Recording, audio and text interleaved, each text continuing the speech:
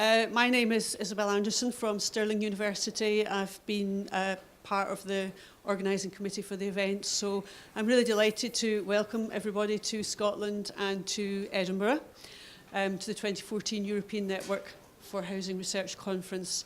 And as you have a choice of plenary sessions between 2 and 3 this afternoon, particularly thank you all for coming along to this session, which I know that is going to be very interesting, and hopefully we'll have a really productive discussion here. Please come in. This session today is headed up people on our theme of people and money and place and buildings as we run through the plenary sessions. And we want to particularly focus on more disadvantaged people and the groups that have particular problems getting access to adequate housing for themselves. And I've been involved for a number of years in the Well-Faced Working Group on welfare policy, homelessness and social exclusion.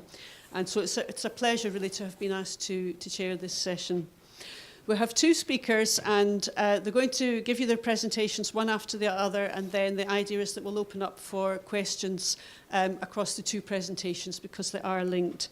So our first speaker just in a moment will be Volker Buschkertsema from Germany, and I've known Volker for a number of years through another organisation which has had very good links with European Network for Housing Research, which is the European Observatory on Homelessness and the FIANSA network of national associations, national homelessness organisations in Europe. Volker also has a long association with that network and is currently the director of the European Observatory on Homelessness. And our second speaker will be Dr. Beth Watts from here in, well, we're in Edinburgh University, but from the home city from Edinburgh, from Heriot-Watt University here. And Beth will speak on her research as well, which is, Volker will give us an overview of the European situation, and Beth will speak on her research comparing homelessness policies in Scotland and Ireland. So I think this microphone is not going to be used by the main speakers. And we will have questions across the 2 presentations. So we're looking at 20 minutes for each speaker, and then hopefully lots of time for discussion. So hopefully people will participate in that.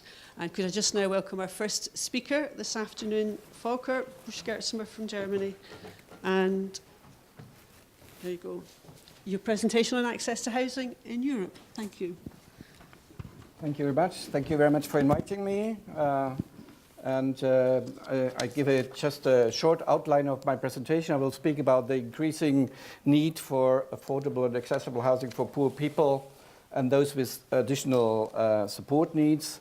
I will speak about the changes in provision of social housing, the barriers blocking access to housing for the most disadvantaged and vulnerable groups, about the call for social mix and its exclusionary effects. Might be interesting for the other people also, of the place workshop, and about how housing exclusion works in practice, and I'll give a short conclusion and possible ways to overcome the barriers. Deinstitutionalization has been a trend for quite some decades now. There has been a call for reduction of institutions and for approaches enabling people with a need for care and support to live as normally as possible and enjoy as much autonomy as possible and individuality. It's much more advanced in the fields of services for elderly people, for people with a mental illness or a disability, for vulnerable young people, than in the field of homelessness, where much of the provision still has characteristics of institutions like shelters, hostels, halfway houses, etc. They might be perhaps smaller and more often with an element of social support, but they still have the important characteristics of institutions. There's still a widespread belief that homeless people must be made housing ready before they can access to mainstream housing.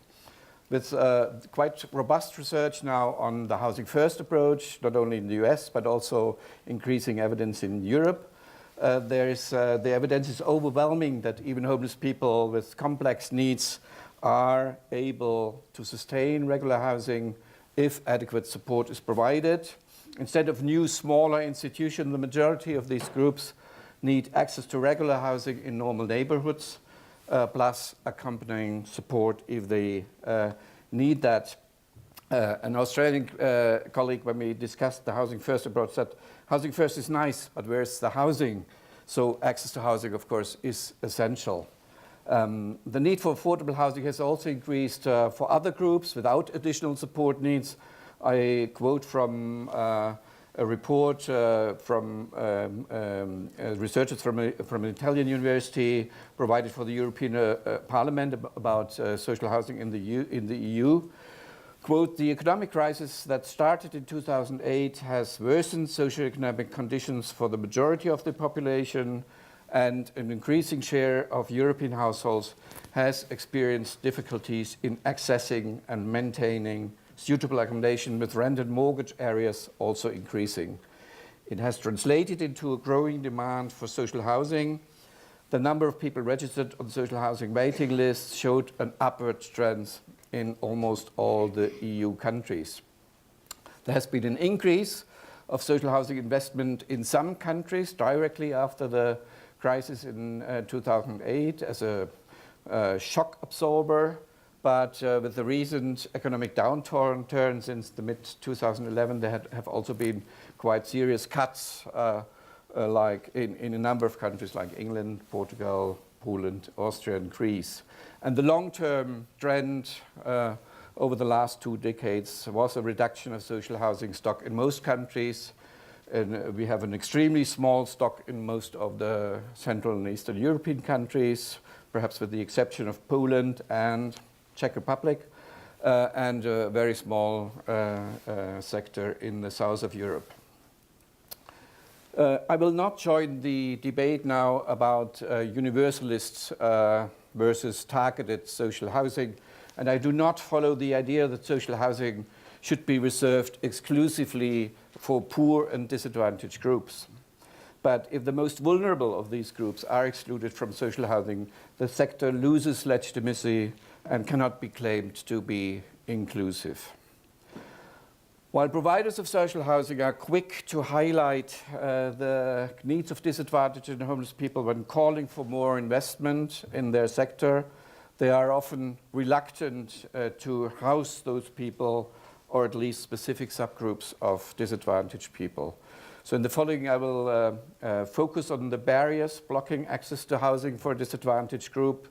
I will mainly use the evidence from 2 recent European studies analyzing these. One is the study by Mark Stevens, Suzanne Fitzpatrick, and others about housing exclusion, welfare policies, housing provision, and labor markets in 6 EU countries, and also a study by the European Observatory on Homelessness on social housing allocation and homelessness, covering 13 EU countries.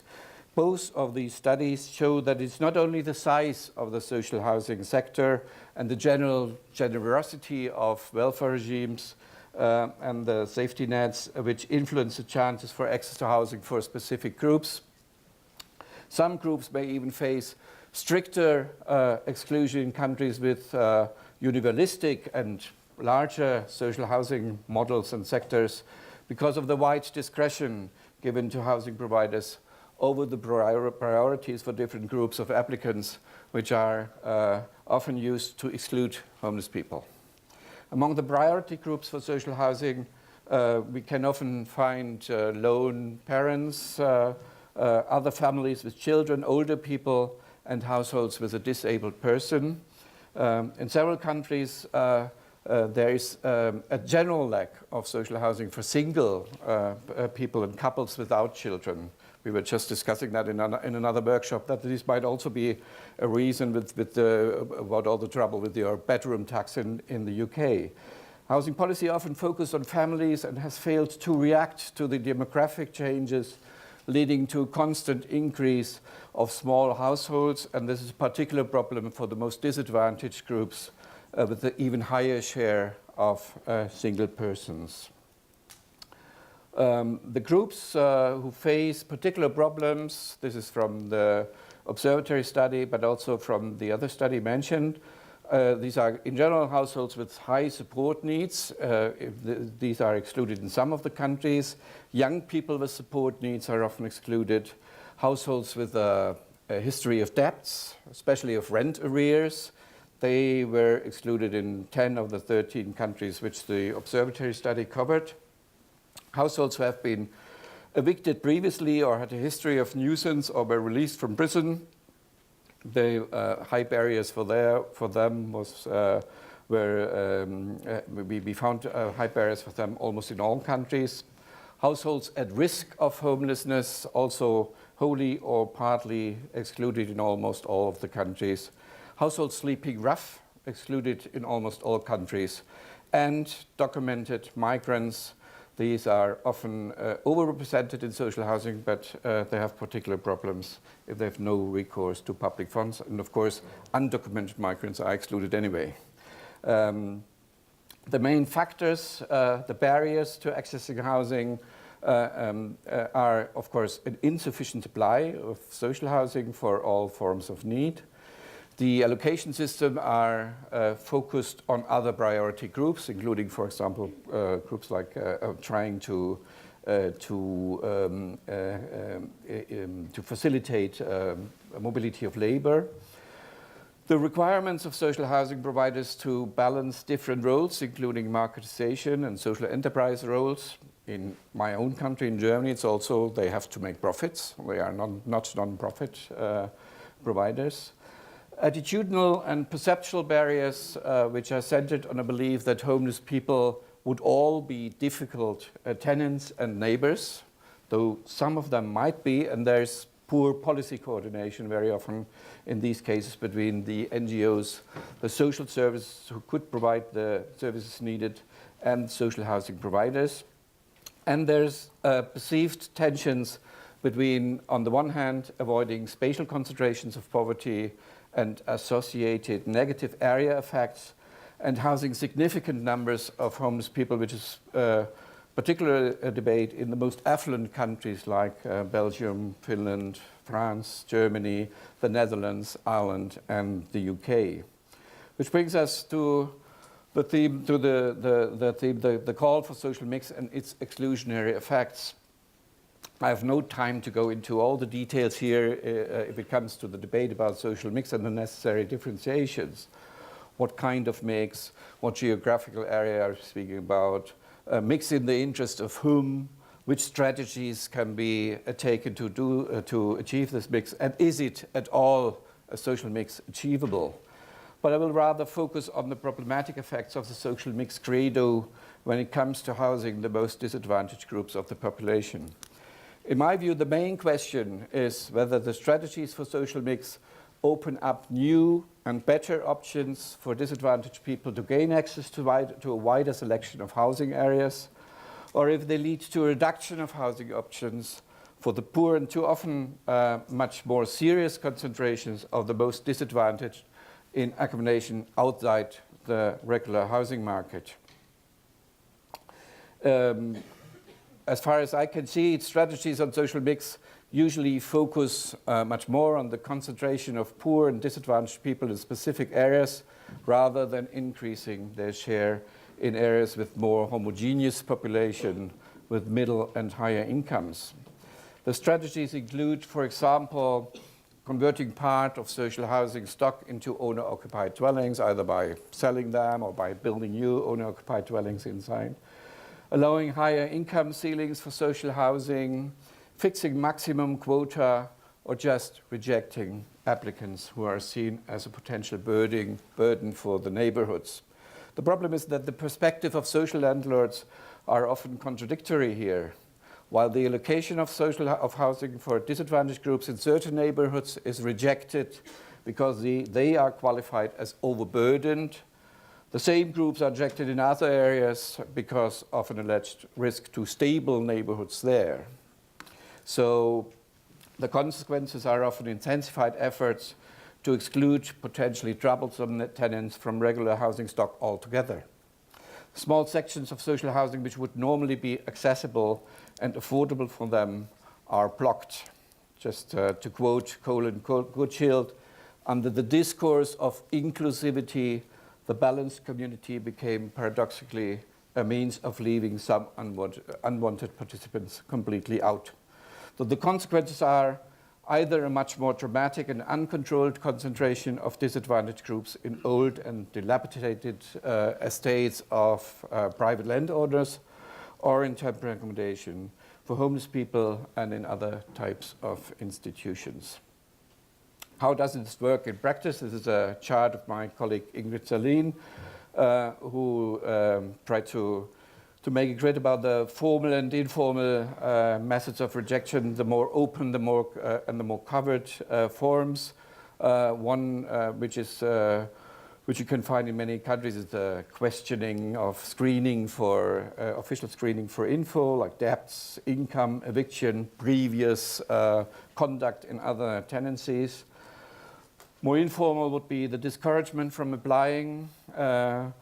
Some formal but covered criteria would be individual judgments. You don't fit in, we call you back, or holding back information about vacancies, and just non-decisions.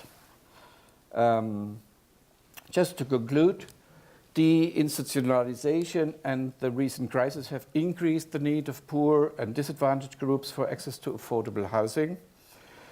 The limited size of affordable housing is not the only problem in that context, and access to housing must be improved for certain groups, especially those seen as a potential risk or burden.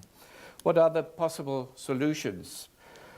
On the one hand, a better use of the private rented sector, providing incentives and guarantees for landlords for location rights, using, for example, social rental agencies. They are used in Belgium, Germany, Italy, in other countries, and now also be more proposed for some of the eastern countries, especially in Hungary. Even making use of the owner-occupied sector in countries with a large owner-occupied sector. One example would here be the Finnish Y Foundation, which has acquired more than 6,000 flats for single homeless people and refugees all over the country. And also promoting new types of providers of social housing in countries with the more traditional social housing sector. For example, in Finland, it's obviously the traditional sector hasn't provided for this group of homeless people, and they had to support new types of social housing providers. There needs to be an improved cooperation between providers of social support and landlords willing to accept applicants with high support needs. There also needs to be information and education of landlords about the high proportion of homeless people without particular support needs and challenging behavior, contrary to popular assumptions and also media assumptions. Allocation rights combined with stricter sanctions for providers of social housing who exclude homeless people and other disadvantaged groups from access to their stock. More targeted investment to create affordable housing for the most disadvantaged, with a special focus on single people in need. A number of countries just have not enough space, especially in social housing, for single people and people without children. And a closer relationship of a social housing policy on the one hand and the policies to reduce homelessness on the other hand. Scotland might be a good example how to do that. Challenging the social mixed credo is needed where it is used to further limit the options of poor and disadvantaged groups for gaining access to affordable housing instead of increasing these options. Positive examples for increasing the options might be minimum quota for social housing and allocation rights in new developments, something which you had in the UK, those people in the UK, but we also had it, there's an increasing use of this instrument in Germany, and higher housing benefits in city areas which are dominated by better off households. And last but not least, of course, enforceable rights for homeless households for access to permanent housing combined with the adequate provision of housing and additional support if needed. And that brings us very well to the contribution of the next speaker, Beth.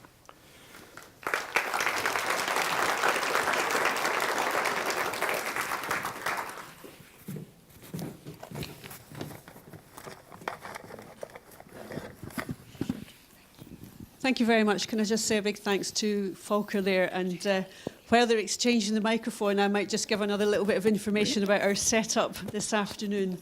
Our intention, and thanks to the speakers, they've agreed to continue with their intention, which is that we'll have the two presentations and then open up questions, because I think the presentations are quite well linked.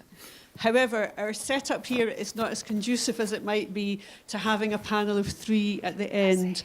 So thank you very much. Our speakers have agreed that they will, I think hover is the word that was used for the discussion, and we'll have a volunteer, Helen, who will relieve me of this microphone and just help to amplify the questions of the audience once we come to the end of the second presentation. So thank you very much, Volker. And I'm really pleased now to introduce Beth from Heriot-Watt University, whose institution has very recently changed its name. So she's now in the Institute for, and there's lots of them here, Social Policy, Housing, the Environment and Real Estate, which shortens itself to iSphere, which is a nice change to the institution within Heriot-Watt University, which has very much taken the lead in setting up the conference this year. So without further ado, I will hand you over to Beth Watts and her presentation on responding to homelessness. Thanks. Thanks very much, Isabel. So I have a lack of pockets and a lack of lapels. So can I just check that you can hear me? Yes, okay, fantastic. So today I'm going to be talking to you about my doctoral research, which I completed last year. So from Volker's amazing broad brush coverage of Europe, we're going to the very specific now. And I want to focus on the specific cases of two European countries that have, in one key sense, pursued very different responses to homelessness. And the key question I want to ask is, what difference do rights make? So one lens through which to understand different kinds of response to homelessness across Europe and indeed globally is in relation to the key concepts of entitlement and discretion. And when I speak about entitlement, I'm talking about legal entitlements. I'm referring to individual legal rights to housing for homeless people that are enforceable through domestic courts. And I think it's worth being very specific about that, because the language of rights is used with a great many different meanings. And that's something myself, Suzanne Fitzpatrick, who spoke this morning, and Bo Bengtson, who's also giving a paper at the conference, have written about elsewhere. Such legal rights to housing for homeless people are very rare internationally. Where they do exist, they're almost always to emergency shelter rather than settled accommodation. And such rights exist in Germany, Sweden, Poland, Hungary, and in New York City. Legal rights to settled accommodation rather than emergency shelter are even more rare than this. And the only clear examples are the United Kingdom, as you heard this morning, and now in France also. Of course, where such rights are lacking, it's not to say that those who are homeless are left to fend for themselves. Instead, we see a range of services provided and funded by a combination of statutory and voluntary organisations. And increasingly in Europe, these services are organised under the remit of a homelessness strategy, with a growing emphasis on partnership working between relevant sectors and organisations. Crucially, however, despite this often strategic provision of services to help homeless households, no organisation has a legally enforceable duty to secure accommodation for any individual homeless person. So it's in that context that the study I'm speaking to you about sought to unpick the specific difference legal rights to settled housing make on the experiences and outcomes for homeless households. Okay, so interest in this question was sparked by the observation that legal rights-based approaches are often held up as the most desirable, the most progressive, the most effective kind of response to homelessness. And in particular, the Scottish example is held up in that way as an international exemplar. It's received a Human Rights Award in recognition of its legislation, and more recently in 2009, a United Nations committee recommended the framework be rolled out across the UK, which is a whole nother presentation. While there was some consensus then and enthusiastic faith that rights-based approaches are the right way to go with homelessness policy, there was little empirical comparative research to say that the outcomes and experiences for homeless people were better where there were such rights than when there were not. There are, though, sound reasons to think that legal rights to settled housing will translate into better outcomes for homeless people, in particular in terms of tackling some of the barriers Volker's just spoken about in terms of accessing housing. But there are reasons to think there are wider advantages too. Legal rights are said to empower those who hold them vis-à-vis service providers who might normally be considered to hold the power in the context of welfare interactions. But legal rights give a right of action, a right of sanction to the homeless person. Last of all, legal rights-based approaches are often seen to reduce the stigma of disadvantaged groups because they confer legal entitlements rather than charitable handouts. But there are counter-arguments on a number of these points and some fairly compelling arguments against legal rights-based approaches. So due to the resources seen to be required to realise them, they're often written off as utopian rather than a practical policy response. Second, it's been argued that creating such rights can create a perverse incentive for others, non-homeless groups, to manipulate the system, to fabricate a situation of homelessness in order to avail themselves of those legal entitlements. Third, it's been argued that creating a legal right will direct resources into costly, drawn-out legal battles and direct resources away from actually meeting housing needs. And fourth and finally, it's been suggested that individual legal rights may in fact increase rather than reduce stigma because they single out a particular group for special treatment on the basis that they cannot secure housing for themselves in the general market. Moreover, they give that group access to settled housing, a scarce, competitive social resource, which may fuel negative public attitudes. So those opposing arguments were an obvious prompt for an empirical comparative study seeking to explore the difference legal rights make. So the particular comparison I took as my focus was between Scotland and Ireland. And in the early 2000s, the Scottish Parliament substantially reformed the legal framework around homelessness. And these reforms phased out and then abolished, I'm going quickly, you've heard it before this morning, abolished the main rationing device under the previous UK-wide framework. And as a result, when fully introduced, it wasn't just vulnerable homeless people that had a legal entitlement to settled accommodation, but virtually all homeless people. Local authorities in Scotland hold that duty, and it's normally discharged with an offer of a social rented tenancy. Ireland, like Scotland, has dedicated substantial attention, time and resources to improving responses to homelessness over the last 15 years or so. Unlike Scotland, though, this has occurred completely outside of a framework of legal rights. And indeed, in the 1980s, a rights-based approach modelled on the UK system was explicitly rejected in the Irish context as being adversarial, legalistic, and financially burdensome. So in the late 1990s, when it became very, very clear that current responses to homelessness in Ireland were inadequate, it was an alternative approach that emerged, what might be called a social partnership approach. This model focused on bringing together central government, local authorities, health authorities and the voluntary sector to negotiate goals and objectives, agree on how they could be achieved, and establish some means of monitoring progress and learning from success and failures.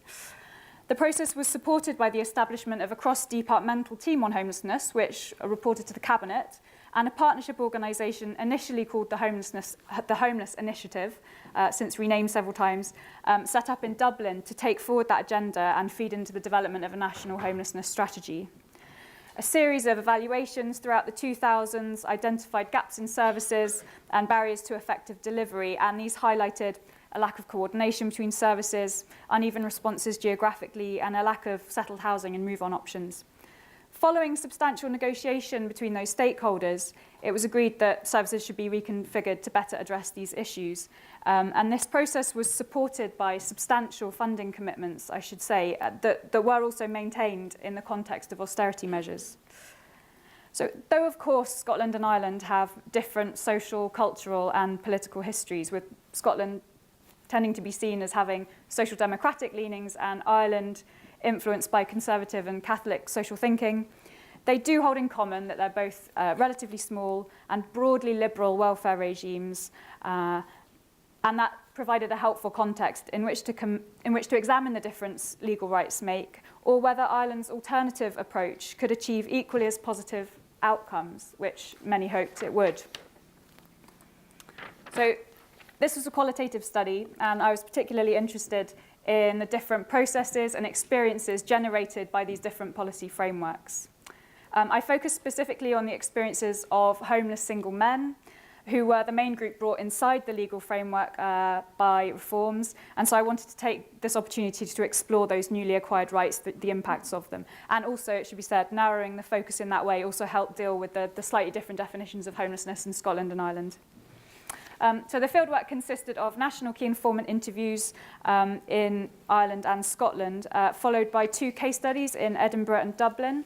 The cities were selected because as exemplars of national homelessness policy, so where that national framework was seen to have worked itself out most fully and in the best way, Edinburgh having performed well in an inspection of its homelessness services, and Dublin being far and away the city that was and still does host the most advanced responses to homelessness in Ireland.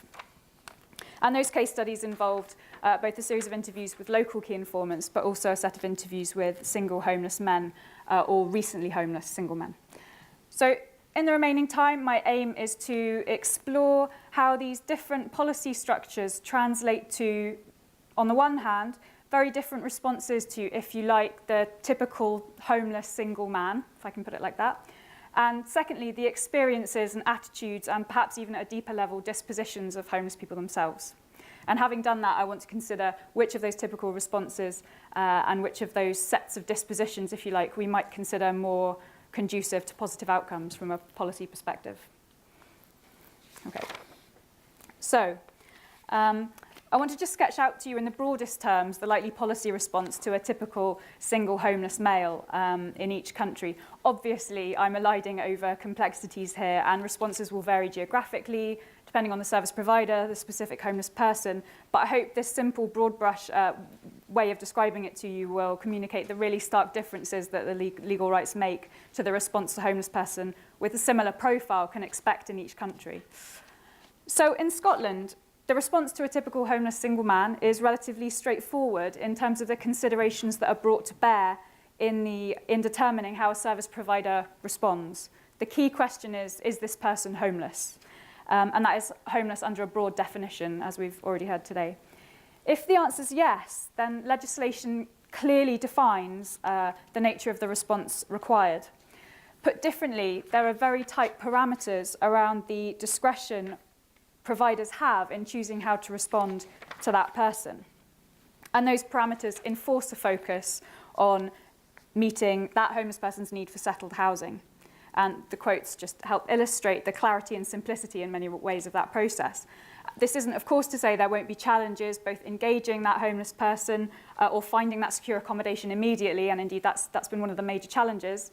In other words, he's likely to spend quite some time in temporary accommodation, potentially, depending on the area. But it does mean that if that person stays in touch with the local authority, that local authority is obliged to find secure accommodation. And the implication of this is that other considerations or policy objectives that service providers, the public, politicians, ourselves might think should be considered here are crowded out. The need for settled accommodation is the overriding concern, and in that sense, the system is fairly blunt. So meeting housing need is also a concern in Ireland, and the reconfigurations of services that have happened in Dublin in particular have and continue to be based around the desire to improve routes out of homelessness and into settled accommodation. In addition, though, when considering how to respond to this typical homeless man, service providers ask a whole range of questions, not just is this person homeless, but do they have a criminal record? Are they ready for a tenancy? Not just do they need support to manage a new tenancy on their own, but instead, are they still enjoying life? Are they up to mischief? Are they stable enough yet? And one of the Dublin hostel residents just described it in just those terms. He said it's sort of like a trial in this place to see who's worthy of getting accommodation, who's pulling their socks up, putting the effort in. In addition to these questions, what about the area they're likely to be rehoused in? Is there a concentration of disadvantaged households already in the area? Or, on the other hand, if it's a high-demand area, how will local residents respond? Will they kick up a fuss? So we see just the issues Volker was taking us through earlier. And the answer to all of these questions can be a reason not to allocate that person settled accommodation. In other words, in Dublin, a person's chance of accessing settled accommodation is tied much more closely to the discretion of and the homeless person's relationship with service providers. So, echoing Volker's presentation, considerations of social mix loom really large here, but also of what might be referred to as the deservingness of the homeless person in question. And this is in stark contrast to Scotland, where it's legal entitlements that are the major factor facilitating access to housing for this group. And these dynamics were reflected in the experiences of homeless men I spoke to. Bearing in mind this was a small-scale qualitative study, those in Ireland had often spent a great many years in temporary accommodation, sometimes a great many, unable to surmount these barriers, these hurdles, and often had little expectation of moving on anytime particularly soon, while those in Scotland tended to have been in temporary accommodation for less time and had expectations of moving on pretty quickly or fairly soon. The very limited comparable data we have that speaks to these issues does also suggest that we see homeless people access settled housing more easily in Scotland than in Ireland. Around 40% of social housing lets go to homeless households in Scotland. We don't, as far as I'm aware, know that figure for Ireland, but an out-of-date figure suggested it was around 16% in some local authorities, and more recent reviews have emphasised the lack of housing options and lack of flow through Dublin's homelessness services as a continuing and major problem, despite an inordinate amount of effort to improve these outcomes. Thank you. Okay. So I want to just briefly consider the difference legal rights make to the experiences of those accessing homeless services, and I want to do this through two lenses, entitlement and deservingness. So in terms of entitlement, there was a substantial difference in the way homeless men in Dublin and Edinburgh thought and felt about their use of services and access to temporary and settled accommodation. Edinburgh participants, reflecting the legal reality of their situation, tended to feel entitled to support and accommodation. The legal rights, if you like, were internalised as a sense of entitlement. Moreover, this sense of entitlement manifested itself in higher expectations about the level of services and facilities and accommodation that they could legitimately expect. And what was particularly interesting was that service providers also tended to see the sense of entitlement as legitimate and indeed as a positive source of pressure within the system to help keep standards high and responses effective. Dublin participants, in stark contrast, appeared to feel no such sense of entitlement at all, and often expressed feelings of gratitude for the services they received, often talked about feeling lucky to get the help, and were often very positive about services, accommodation and facilities they had access to, even though they tended to be of poorer quality than the Edinburgh equivalents. So the different policy frameworks around homelessness in Scotland and Ireland appear to manifest themselves in homeless people's orientation, attitudes, dispositions, or at least that's what I argue.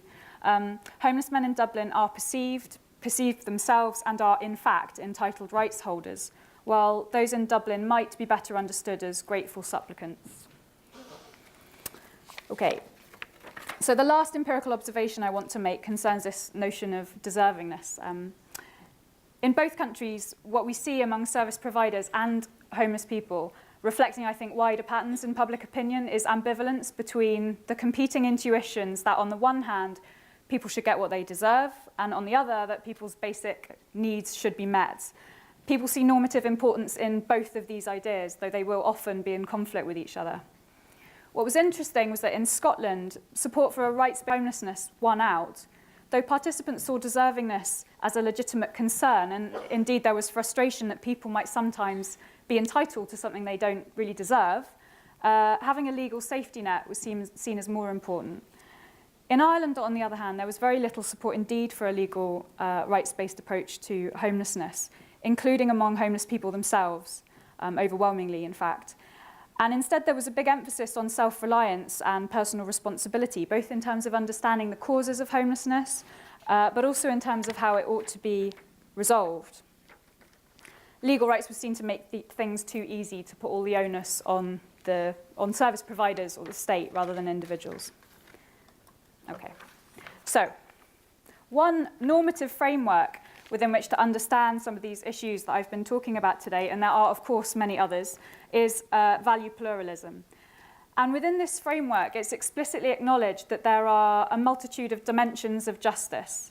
So we can't just assess justice in terms of equality or liberty or need or deservingness.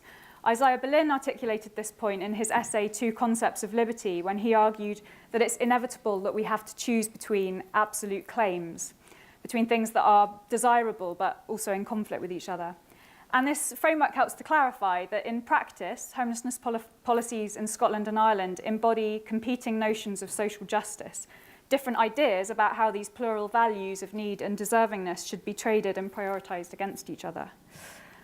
I would argue that we do in fact have to take deservingness seriously as one potential principle of distributive justice. Debates on this issue in political philosophy abound. John Rawls has been interpreted as arguing that meaningful statements about what people deserve are just impossible. But it's since been argued that the failure of liberals to take sufficient account of attitudes about deservingness that are ingrained in people's common moral sense is putting liberalism into political isolation. And indeed, others have argued, David Miller being one, that conceptions of justice have to in some way engage with public attitudes about justice. So I'd argue we have to take this idea of deservingness seriously in social and housing policy. I would, however, also suggest that there is a very good case indeed that access to housing as a basic need, a basic physiological need, should be distributed in a desert-insensitive manner, if I can put it like that, based on considerations not to do with deservingness, at least up to some minimal basic standard. Okay, so to make some very brief concluding remarks. If what we're concerned to achieve in homelessness policy is to meet homeless people's need for settled housing, and remember that is the strategic aim of policy in both Scotland and Ireland, we need to suspend considerations of deservingness and potentially some other considerations in our response to it, because need and desert as allocative principles are likely often to contradict each other. On pragmatic grounds, I think one potential message from this study is that certain disadvantaged groups having a sense of entitlement to services and support and resources may be a positive rather than a negative thing. It may help drive up standards and hold providers to account. But in principle, I'd also argue that there's a good case to be made for considerations of deservingness to be suspended in relation to meeting people's fundamental need for accommodation. So on this basis, I think there is a clear case to be made for a particular kind of legal rights-based approach to homelessness. A clear, simple and blunt legal framework ensures that deservingness does not determine access to housing. So while Michael Lipsky's insights on the importance of the discretion of street-level bureaucrats are on the one hand reinforced by this study, it also reminds us that legal and policy frameworks do shape the parameters of that discretion to a quite substantial degree and do offer tools by which to constrain and minimise it if that is what we wish to do.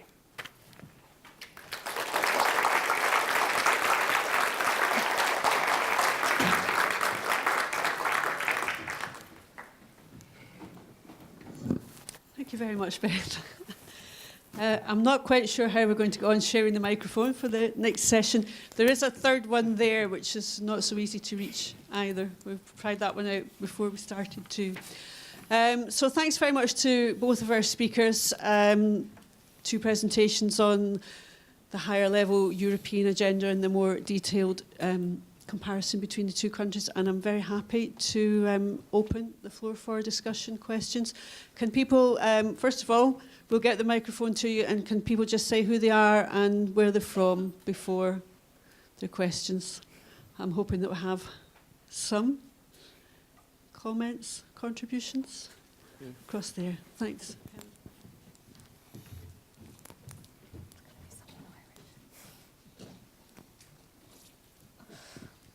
Hello, a small Jane Ball from Newcastle University. Maybe I should stand up. A small legalistic point, I'm afraid, about the French right to housing. You have to be very careful using the word discretion, because often things in civil laws are discretionary, but it's not expressed as such because it's unacceptable. And I suspect the discourse against that is coming from that direction, you know, contrary to human dignity. Very much so. It's about room to manoeuvre, and it would be expressed in terms of assessment of fact. As a power of appreciation in France, and you only have to look at the criteria to see that there is that within the question of having to be in good faith Thank you very much for that comment. Happily, I can claim to know not that much at all about the French enforceable right, and I think that's, you know, that would be an absolutely fantastic thing to compare the Scottish approach to the French approach. So I'm also not a lawyer, though I do know several people who are. So I could potentially defer the question, but I won't. But thank you for the comment. And Porrick's got one as well. Can I just have a show of hands who's writing? If just over in the same corner there, Helen, thanks. Porrick Hinna. I've been writing about housing rights now for a long time. I'm delighted to hear somebody actually agreeing with me. It's taken a long time, but I'm delighted to hear it. Because I'm also from Ireland, and I am familiar with these debates about social justice versus individual rights.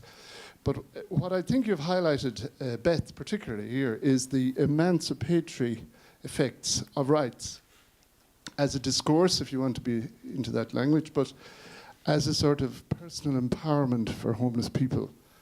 What I think it does, it challenges the patronizing or paternalistic approach of housing providers. And I think that's something that's actually prevalent, even today, right across Europe, this sort of paternalistic, patronizing approach to housing, especially for homeless people. So I have to ask a question. No, right? That's fine.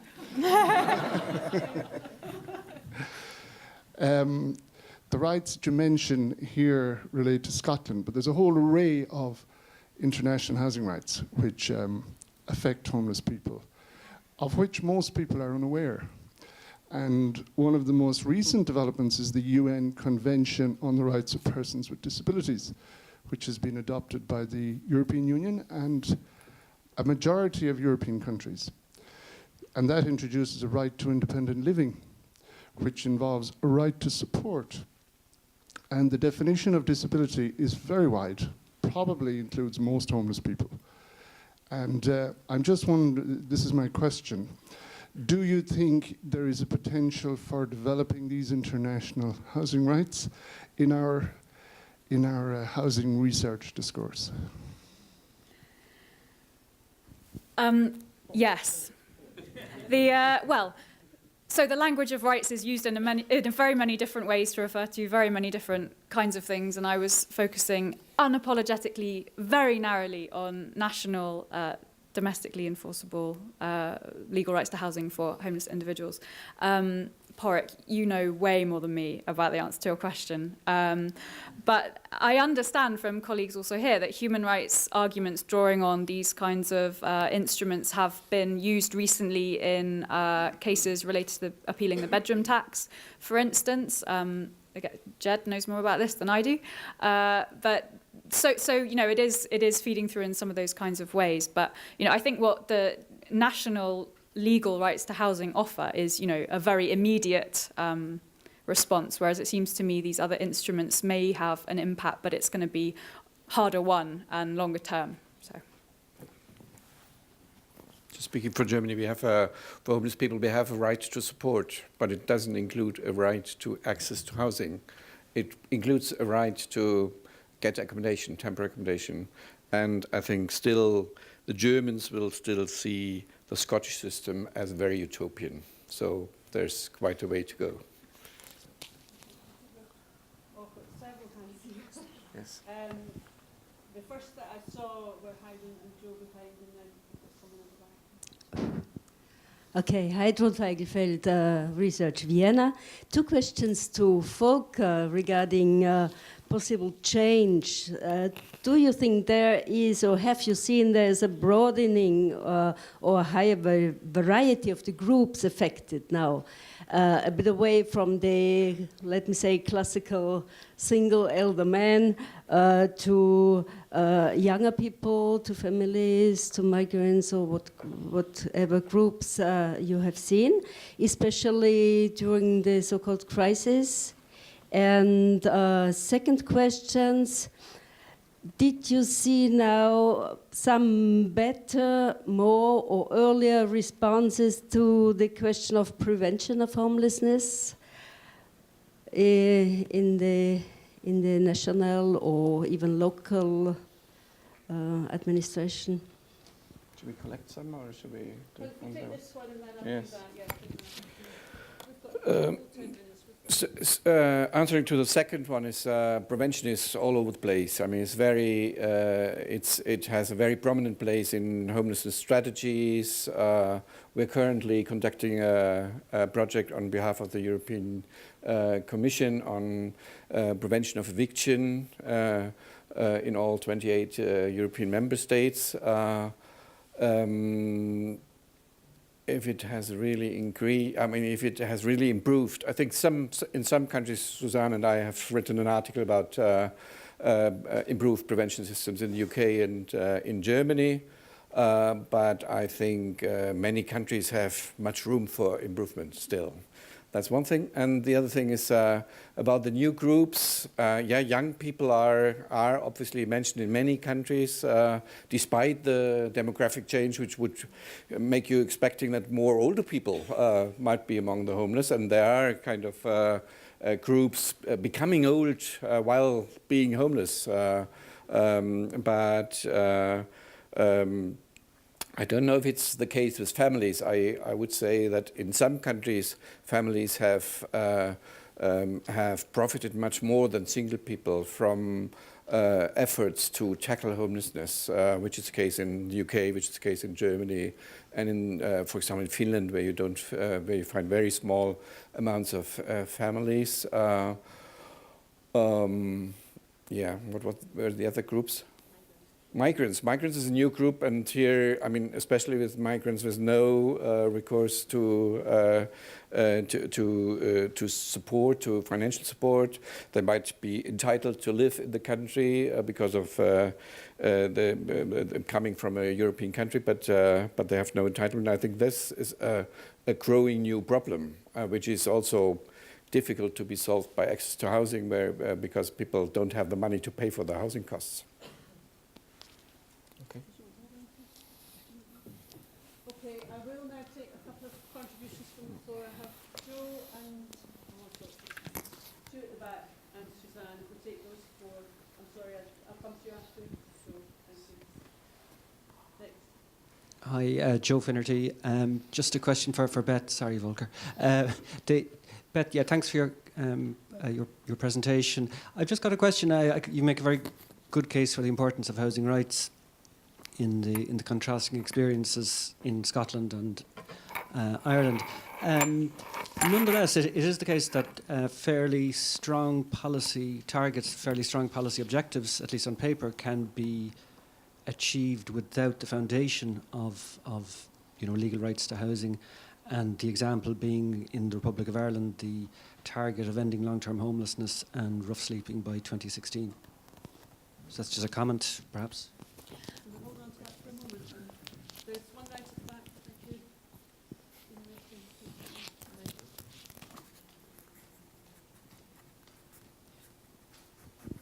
Hello, I'm Cécile Benaliel from France. I'm doing a LLM in EU law. And I have one question for both of you, but I'm trying to be very quick. Volker, maybe it's in your books already. I'm sorry, I haven't read them. But did you, as someone coordinating the data in the European framework generally, did you notice, because it strikes me, and I don't know if I'm right, did you notice an absence of coordination between data collection and monitoring from the EU and from the Council of Europe? Or do you notice a growing coordination in this regard? Do they work together to collect, to define homelessness and so on? And Beth, I just wondered if there were, regarding entitlement, because homeless people often need an intermediary between them and litigation and so on. Did it increase?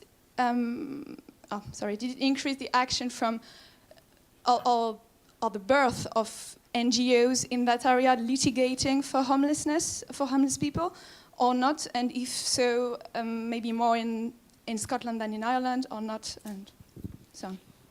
Okay. I'm going to take a point from Peter, one from Suzanne, and then I'll have to let the speakers come back in. Or we could run into the tea break. There's still a few hands in the air. Sorry, I'm trying to go right in order. Peter Matthews from the University of Stirling. The Deputy First Minister this morning talked about the Scottish Government's aim to make communities in Scotland, to improve people's well-being, make communities sustainable. I think we'd all agree that there are many communities in Scotland that don't meet that aspiration. In the draft constitution that the Scottish Government produced recently, they demonstrated a shift towards including social citizenship rights within a constitutional settlement. I was just wondering whether you think extending the rights to housing to a right to housing in a good neighbourhood, or a right to good quality housing in a good neighbourhood, would be a step to utopianism too far, or whether it could be a good way to tackle broader inequalities in housing. Sorry to make you come all the way down to the front.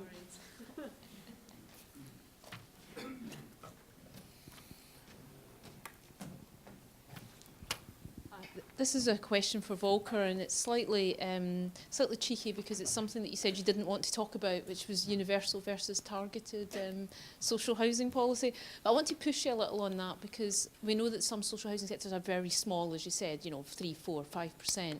In that instance, when there's only space potentially for the poorest and the most disadvantaged, should there be any mixing at all, or in those circumstances should social housing be, should the need to target those in greatest need override the desire to have a more mixed sector? Okay, just a quick recap there, as I remember it.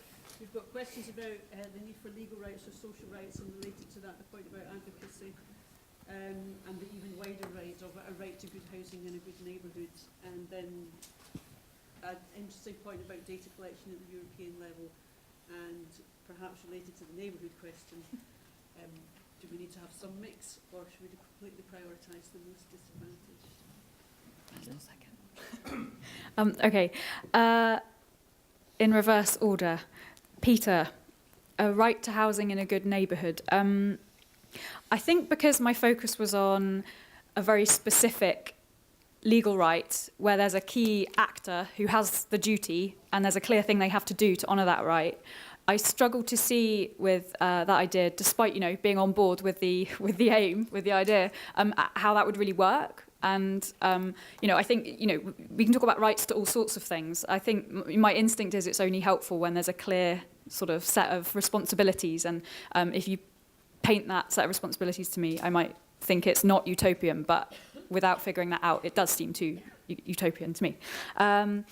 Cecile, on litigation. Scotland already had quite a well-developed, professionalised NGO sector in the field of homelessness, is one thing to say. And another thing to say is that it didn't spark a massive amount of legal challenge, and indeed what characterised the Scottish reforms was quite a huge amount of consensus among the relevant actors about, this new rights-based framework. So what we haven't seen is a huge amount of litigation. We did see that in England in the 80s, I believe, for different reasons. So as a comment on that. Joe, yes, I think, clear targets with a clear set of, a clear pathway of actions to those targets may well achieve fantastic things. My understanding of the current situation right now in Ireland regarding homelessness is that it's quite tricky. Prices in the private rented sector are going up.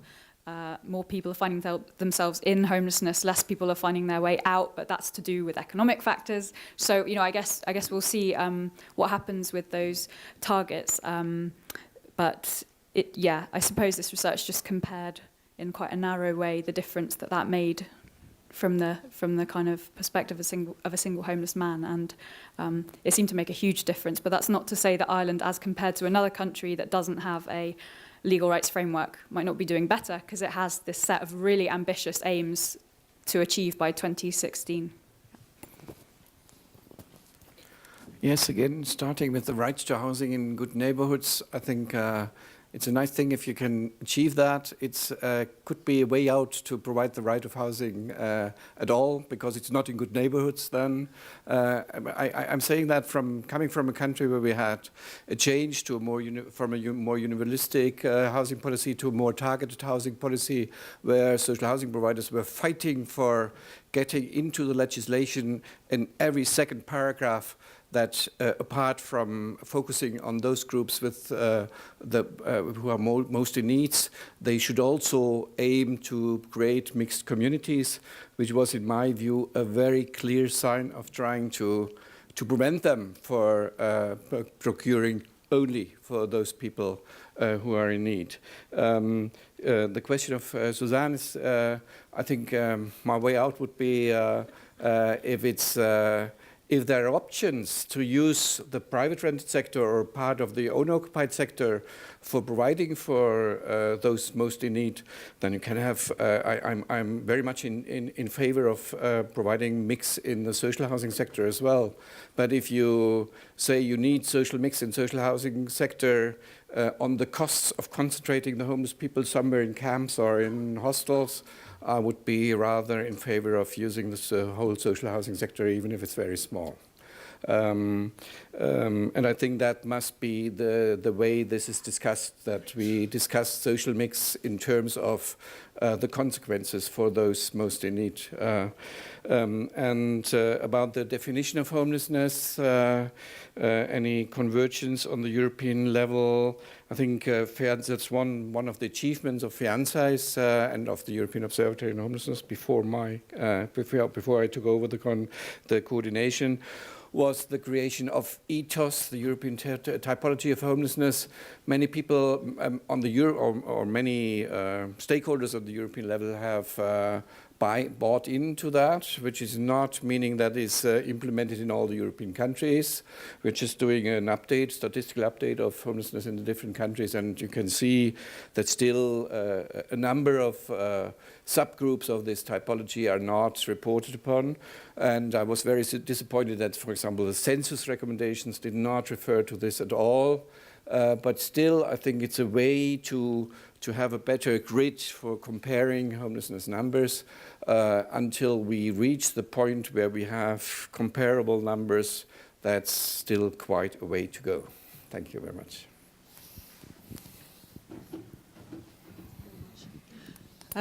Thanks everyone I get the sense that this discussion could run on, but we have another set of working groups to go to after coffee, and people need to have time to revive themselves. So I know there were people who didn't get to come into the discussion, so please continue it informally and formally throughout the rest of the conference.